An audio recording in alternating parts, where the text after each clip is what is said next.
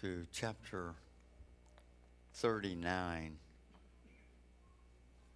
of Genesis. I know that some of you are kind of getting tired of Joseph. His brothers did too.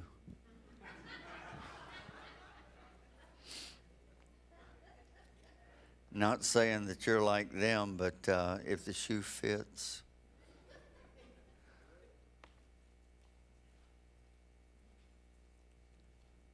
So this is not a message about Joseph. This is a message about God. That you are never alone, because God said He would never leave us nor would He forsake us. And we looked at Joseph's early years, how God maneuvered things and planned things and brought about things just so, according to His will, His desire in Joseph's life and Joseph's father's life and the family's life. And when the dreams of Joseph collapsed, seemingly, and when his world turned upside down in his viewpoint, how God was still on the scene and God was protecting him. And God set the stage for His blessing and the blessing of the nation that was going to be born from that family. And that was our first point on the outline. God protected him. We're going to move from there to look at how God prospered him. So this whole message is about God going before Joseph in all the events of his life. When his brothers turned against him, God was there. And God used those brothers to do His will.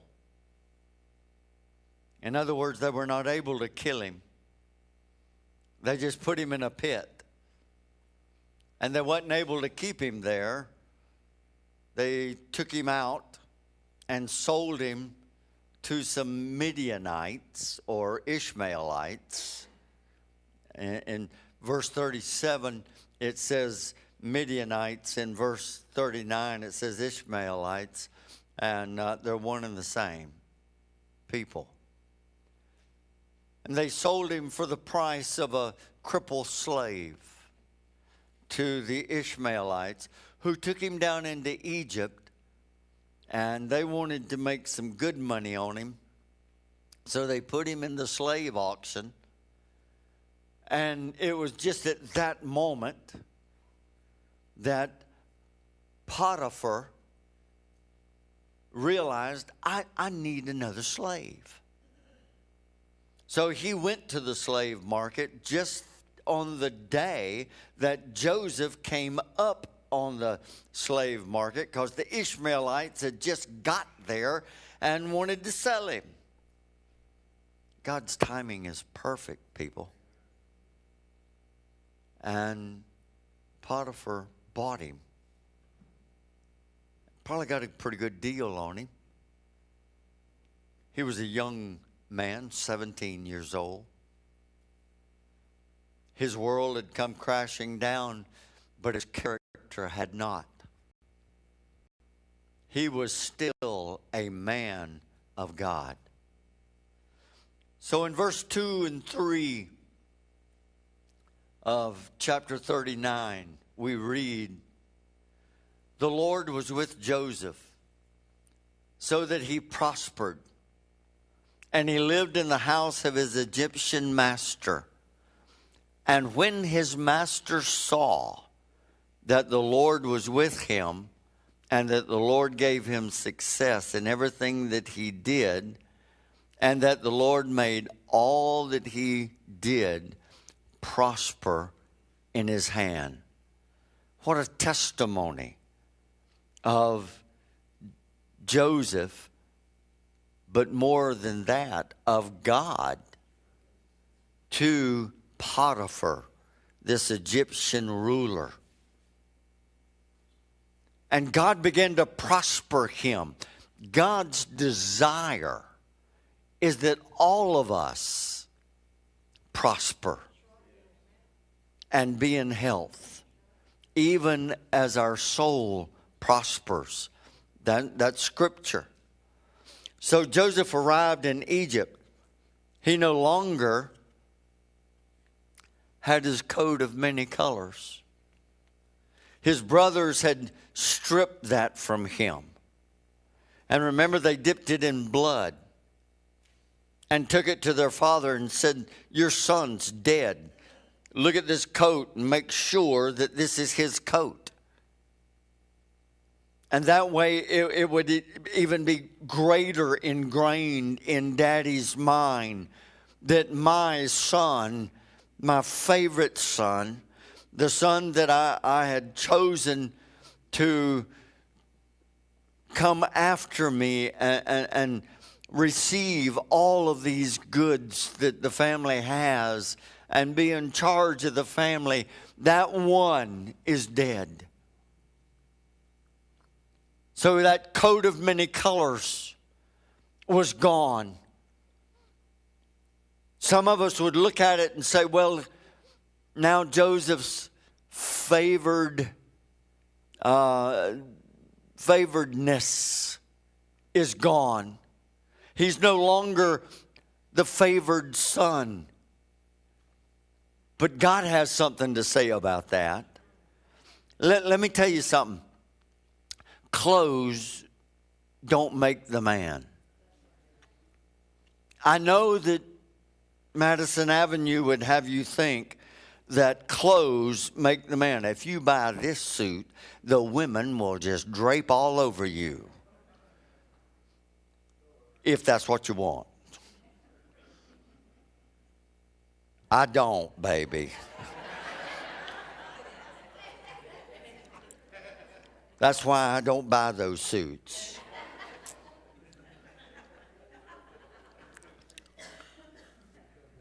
But clothes won't make the difference. Joseph had lost his coat. He no longer had that favored status. He may have lost the coat, but his character was still intact. And that's what God is pointing out by the Holy Spirit in some of these scriptures. That in verses 2 and 3, Potiphar saw that God's hand was on him. Potiphar saw that he was blessed in everything that he did, and everything that he put his hand to just literally turned to gold. The coat that Jacob had given him was a symbol of his position in the family. It marked him as an overseer or the overseer. It marked him as the head of the family. It marked him as the one in charge of all the things family-oriented. It marked him as a man of authority. But that coat was gone. Joseph's authority did not come from that coat. His authority was not wrapped up in a coat of many colors. His authority did not come from a piece of cloth. Joseph's authority came from his character.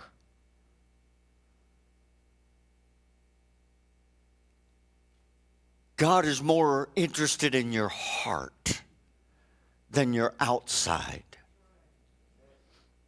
God's more interested in what you do as a man or a woman dedicated to Him than what you wear. He was a godly young man who walked before his Father in absolute integrity. His word was his bond, and God saw that, and God knew that. When Joseph lost his coat, he lost nothing that made him great in God's eyes or in people's eyes.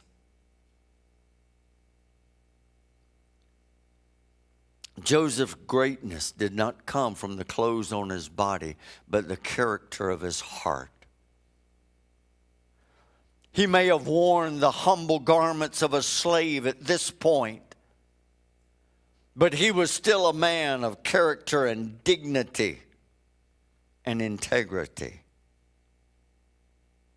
And immediately, the leader, Potiphar, the secret agent man, the James Bond of Egypt, he saw in this guy those important attributes. What was the surroundings good? No, he was a slave. Were slaves able to dress in fancy clothes? No. Usually they wore rags. The hand-me-down of hand-me-downs of hand-me-downs of hand-me-downs. I don't know if when you were young you got hand-me-downs, but somebody else had already got all the good out of it. In my family, I got the hand-me-downs. And my sister had already worn all those clothes real good.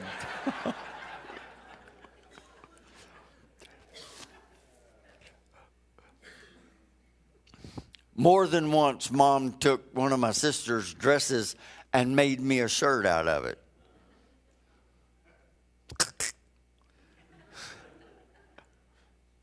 I remember the first shirt Mom made me. Oh, I love her. I miss her so much. She said, I'm going to make you a shirt. I said, okay. And she made me a shirt.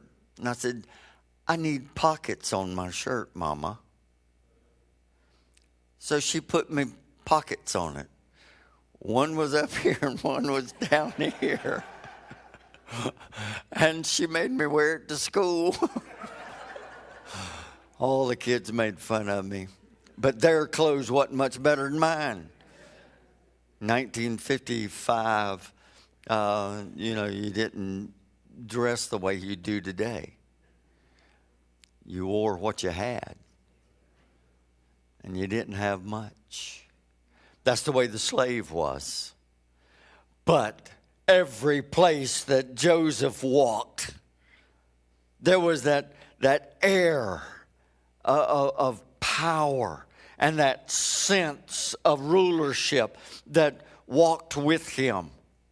Potiphar saw it and was amazed that everything that his hand undertook, God was prospering.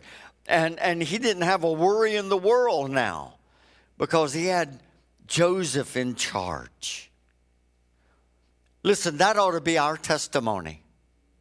That we can be so trusted, that we're so infused with God, that God is blessing through our lives, that our bosses or our neighbors or our friends, they see coming from our life the testimony that came from Joseph's life, that God is with us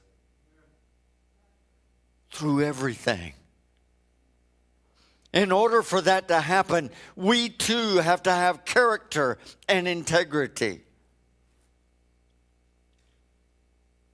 I've told a story about the day I pulled out of one of the restaurant chains, and I would notice that my car coughed, and I was almost out of gas. And there was a super test station right across the road, so I just pulled right across the road and into that super test station. And then I remembered that I had paid all of my money back over at the restaurant when I had that baked potato, and I left $1 tip. I was broke. I had my checkbook, though. And I walked in to the station, and I said, "Ma'am, I am out of gas. I'm a pastor." And she said, "A what?" I said, "I'm a pastor." And she said, "You're going to want to give me a check, aren't you?" And I said, "Yes, ma'am, I pastor First Assembly of God. It's over on 14th Street, which was the next major road over. And I'm that little pink church down there." And she said, "Absolutely not." She said, "Every preacher that I've ever extended any credit or took checks from them, those checks bounce or they've left me with a bill. And I will not give you any gas for your check."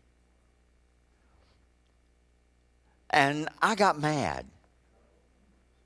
I wanted to get even. I wanted to lay hands on her. Suddenly. But I knew that I couldn't, because my car was at her pumps and I was empty. So I went and looked all through the car, and I found 50 cents. It was in pennies and dimes, and I bought 50 cents worth of gas in 1977. And you could get some gas back then for that. You can't now, but you could then. But I got to thinking, what an indictment that kind of thought is in somebody's mind that I know needs to get saved. I could tell by the way she talked. She needed Jesus. And I wanted to give him to her.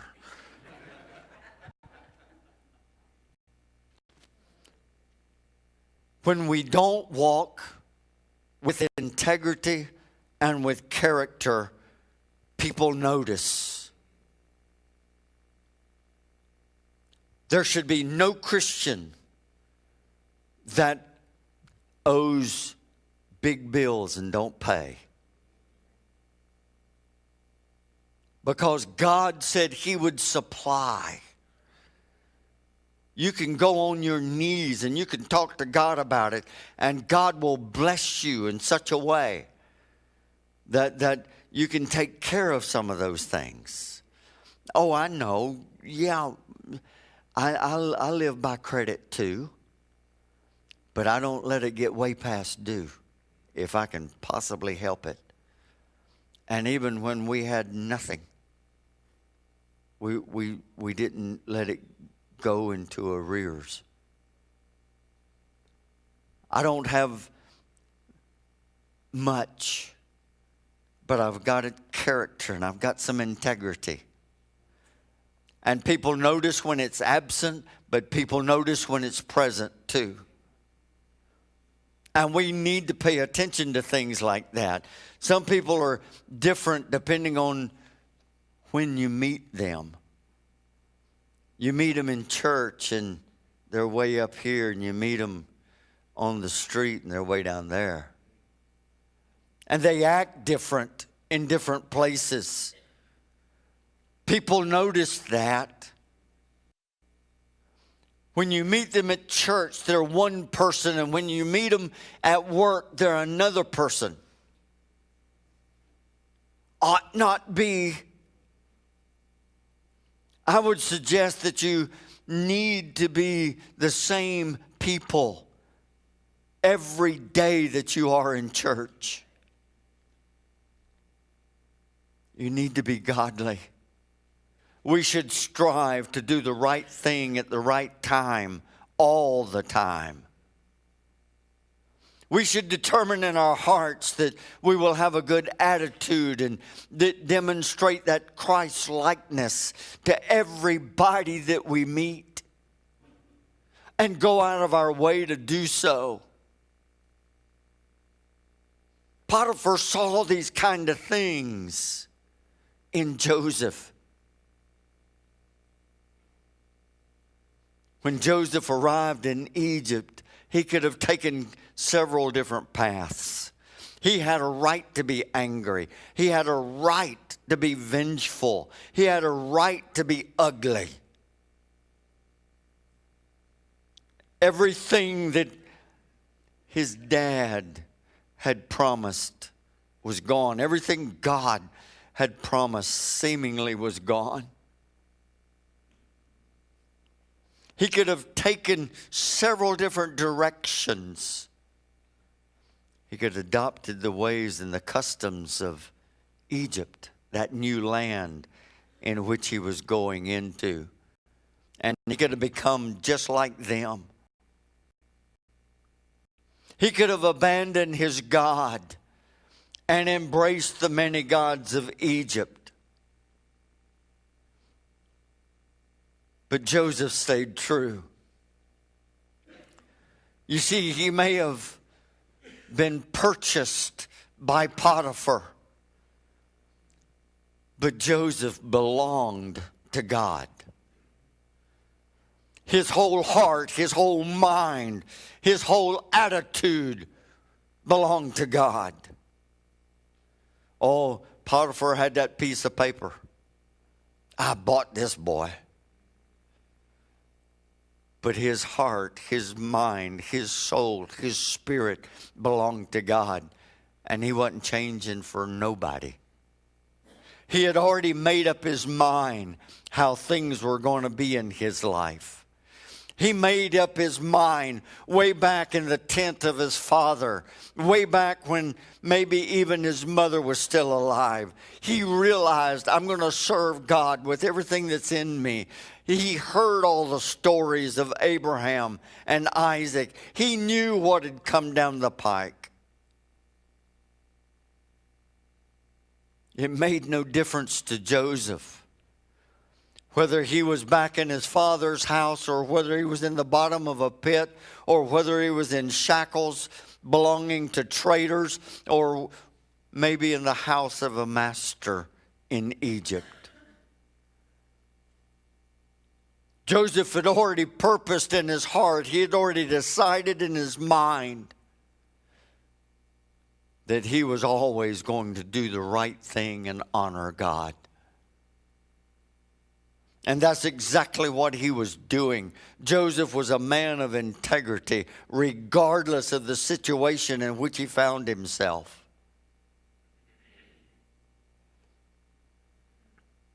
Just like Joseph, you and I need to determine and establish some boundaries for our lives. We need to make up our minds that there are some things that we're just not going to do. There are some lines that we are not going to cross.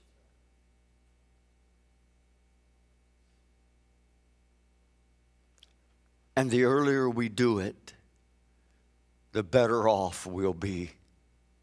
And I'm talking about all kinds of things, but a few would be like drinking and drugs and bad language and premarital sex and adultery and pornography and gossip. If we make up our mind, I'm not going there. I'm not crossing those lines. Lying, cheating, stealing. I'm not going there. I'm not going to be that kind of person. Then if someday that situation arises and the opportunity presents itself, you don't have to debate it. You don't have to wonder, what am I going to do?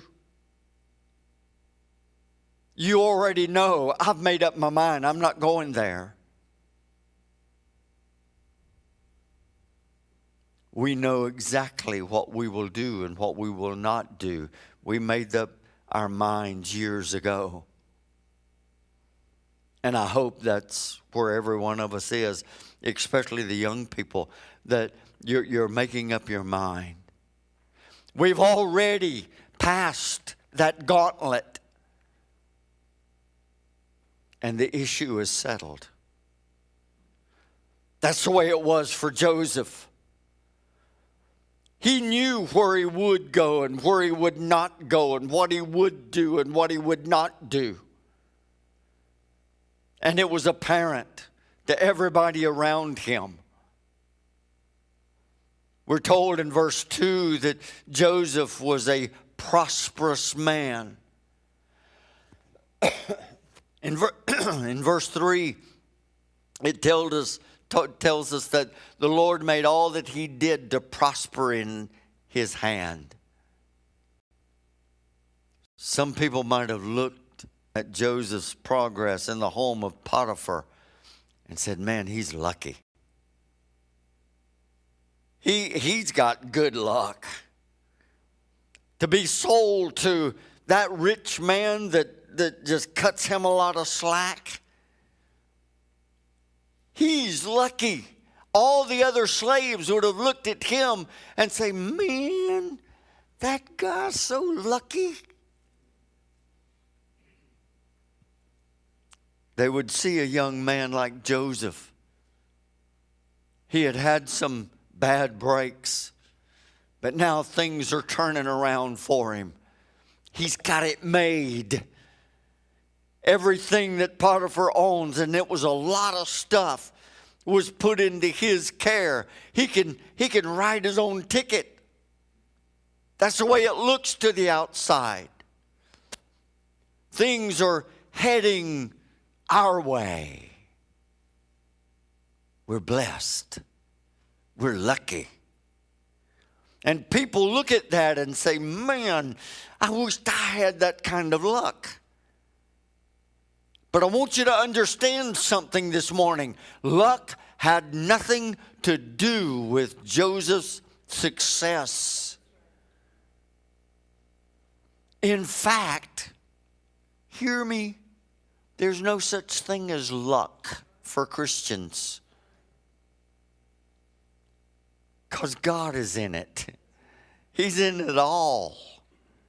There's nothing that pertains to your life that God's not in. There is no thing such as luck in a Christian's life. Luck is something for fairy tales and mythical creatures, not for children of the living God, whose hand is upon us day and night, moving us toward prosperity, moving us toward blessing, moving us toward favor. The favor of God is the most precious thing that we could ask for. When God would smile upon us with favor. It's so far beyond anything that luck could ever produce. Joseph prospered because God purposefully blessed him. Joseph prospered because God saw in Joseph a man that he could trust to do his perfect will. What some call luck in a person's life may be nothing more than a manifestation of the good, godly character that he possesses, and that God's favor is upon his life. You and I need to be seeking for God's favor and blessing. Now stay with me for the next few minutes, please. Maybe God blesses some people more than He blesses other people because of their character and integrity. You and I can put ourselves in the place of blessing by the life that we live.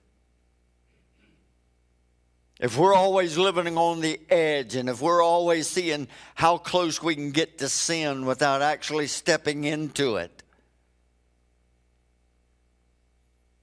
then we're living a dangerous life. And why should God give us favor and blessing? If you want God's perfect blessing and you want His perfect favor, then get into the very center of His will and become obedient to Him in all things and have character and integrity. Maybe some people enjoy blessings because they have those characteristics of character and integrity. Maybe they're blessed because God can trust them to do the right thing all the time.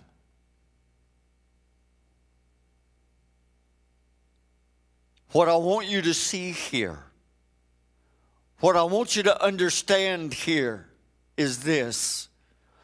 Joseph was in a bad situation, but he still lived a life that was blessed by God. Greatly blessed by God. I don't care what kind of situation you're in. I don't care what hardships you're facing. I don't care what's going on in your life. You can live that life blessed. And you can live in the best of circumstance that you're in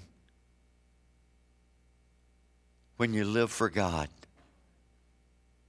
And whenever you are obedient to Him. I'm sure that the life of a slave was full of drudgery, service. Potiphar wants you at 11 o'clock at night. Joseph, you got to get up, get in there. Yes, sir. You want a glass of water? Sure thing. You run, get water, you bring it back. You go back, you lay down. Maybe he's got an upset stomach. Joseph, you run in there. Yes, sir. You want a Tums? Sure thing. I'll go get you a piece of chalk. I'll dip it in some cherry juice. You'll like it. It'll help. Whatever he wanted, Joseph was called upon. That's service. And he was a slave. He was expected to do that. But he was faithful in doing that to his master, which was a rich dude. His character caused him to be faithful to God and to be faithful to his human master. As a result, God blessed his life. God blessed his work. God blessed the product of his hands. So I don't want you to miss these two thoughts. Just because you're going through trials or problems or hard times, it does not mean that God is not blessing you. Just because life is not a bowl of cherries does not mean that God's not blessing you. Yes, cherries have pits. Every one of them. So even if you've got a life with a bowl full of cherries, don't bite too hard. You'll break your teeth. Be careful. I like what Irma Bombrecht, easy for me to say, she wrote a book. Say the greenest grass is over the septic tank.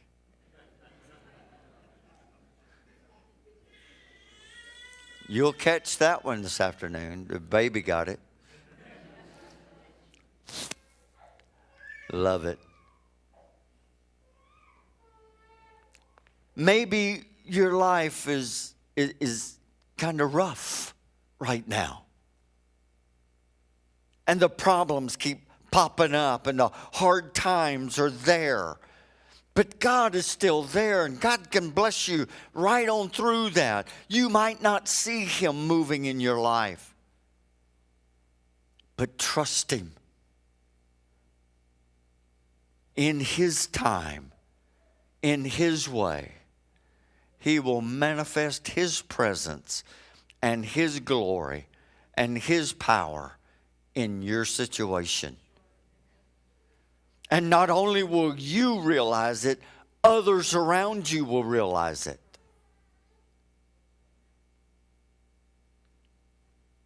The second thing, Joseph made the best of his terrible situation. He demonstrated that proper attitude, that proper mindset in the midst of his trials.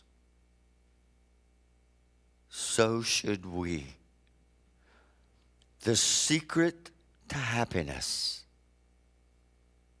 in the tough times is how you respond to what's happening to you. It's not what's happening to you. It's how you respond to it. That's the secret to happiness. 90% of living a joyful life is simply responding well to the trials that you face. Life is what you make it. Joseph paints that picture in bright colors so that we can't miss it. Perhaps you've heard of the two grasshoppers. They fell in a bucket of fresh milk. And one was so upset, so fearful, that he lost all hope. And he sank down below the milk and he drowned. The other one, he became determined. He says, I can beat this situation. I know that I can, I got to, because I got kids at home. I got mom. I need to go. So he began to stroke. And he stroked, and he stroked, and he stroked, and he stroked. And the more that he kicked, the thicker that milk got, till he churned it into butter. And then he simply just walked out of his prison. You see, it's all about how we handle the things life throws at us. Either you'll handle it or it'll handle you. John Bunyan, he was thrown into prison in the 17th century in England for one reason. He preached the gospel on the street.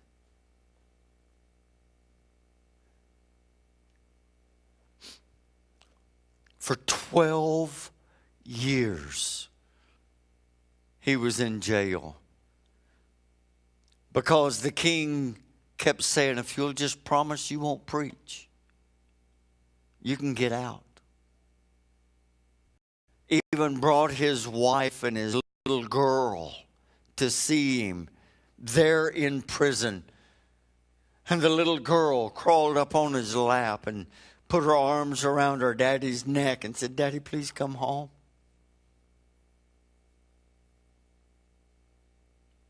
And the King of England said, "Listen, we're not mean people. If you'll just promise not to preach, we'll let you out of here and you can catch them before they get across the square." And John Bunyan said, "I will not." There in his cell, he had a 3-legged stool. And he would sit on that stool day after day. And suddenly he realized, I'm getting comfortable in here. So he took one of the legs off and left 2 so that he couldn't get too comfortable. But then he had that other leg, so he made a flute out of it so that he could play Christian music and lift his spirit. It was while he was sitting on that 2-legged stool that he penned Pilgrim's Progress. It's an allegory of the Christian life, and it's the second greatest selling book in history.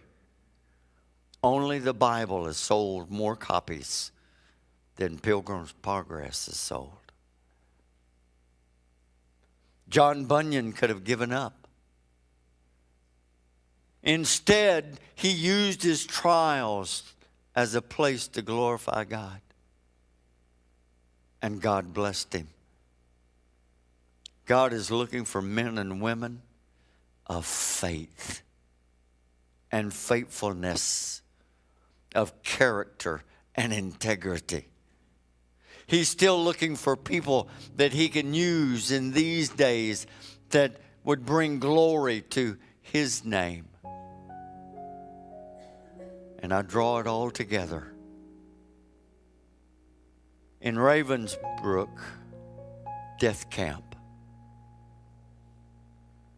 operated by the Nazis, there was a young woman, young, pretty. Her name was Corrie ten Boom. She was forced to endure the most appalling atrocities that you could possibly imagine, and possibly even some that you can't imagine. She was starved. She was beaten. She was threatened regularly. Susan's dad went through the same thing. He was a prisoner of war. Not in Ravensbrück, but not too far from it. He was in Stalag 17B. He knew. He understood. She was forced to live with lice, fleas, rats, all kinds of bugs. She witnessed the death of her younger sister, who was weaker than she.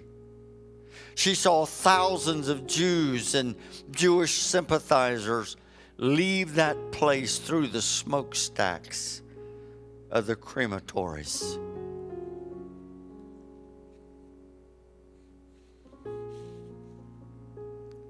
Corrie ten Boom said, I can't understand why. Along with thousands of others, I was forced to endure such hardships and agony. But Corrie ten Boom, inmate number 66730, and it was tattooed on her skin.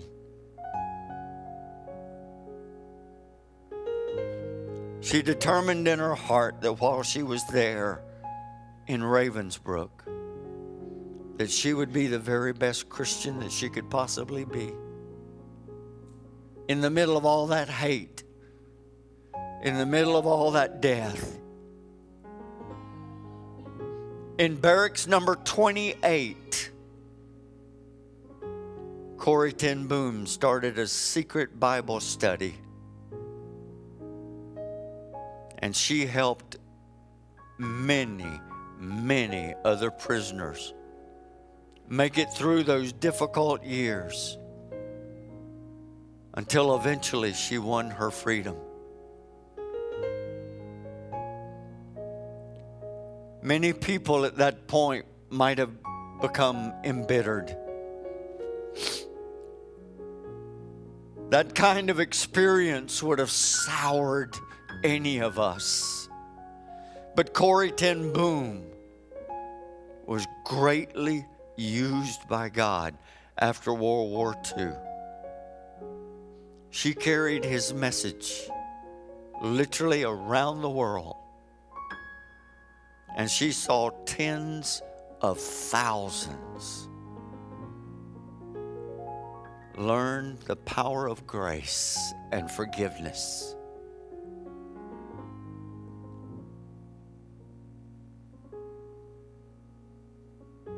She shared love. She took that impossible situation and turned it around, and it gave her a platform to glorify God that changed the life of so many.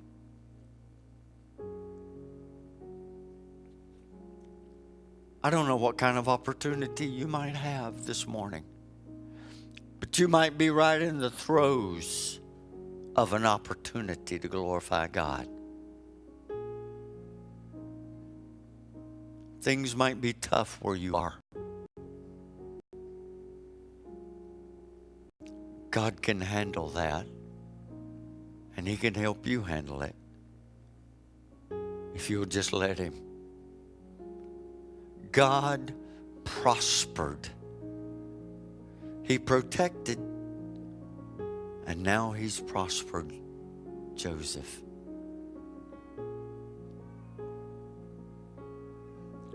When you're protected and when you've prospered, then you go to the next step, and that's promotion. But we'll get to that some other time.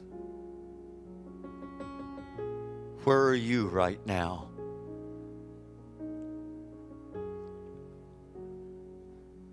Where is God in your life?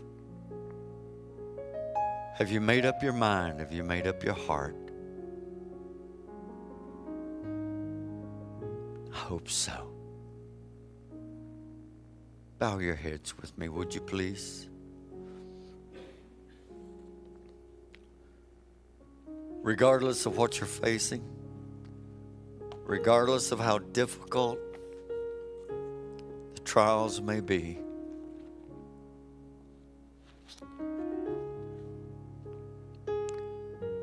God said when we cling to Him, when we follow Him, that He'll be right there with us on every step. Whether those steps are in a prison or in prosperity. Whether they're in a pit or a prison or a palace. So I don't know where you are, but I know this: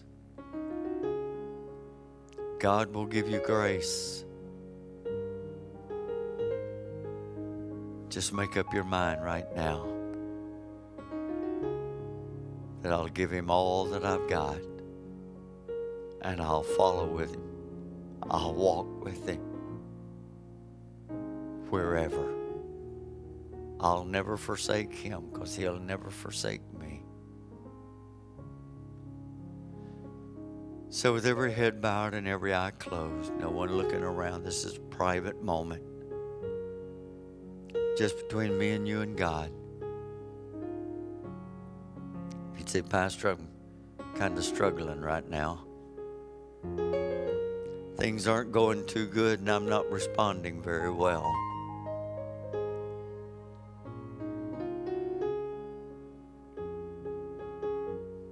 need your prayers because I need to do what you talked about this morning. Pastor, would you pray for me? Pray for my family and my situation. If that's where you are, would you just slip your hand heavenward? Yeah.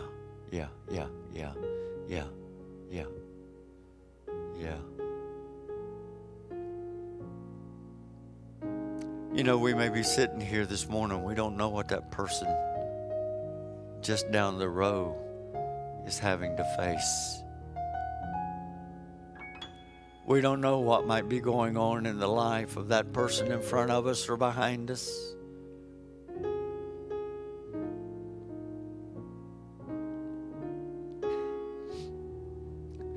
But some people have it pretty hard. And I realize that. And I want to make your load lighter. I want to make your way easier.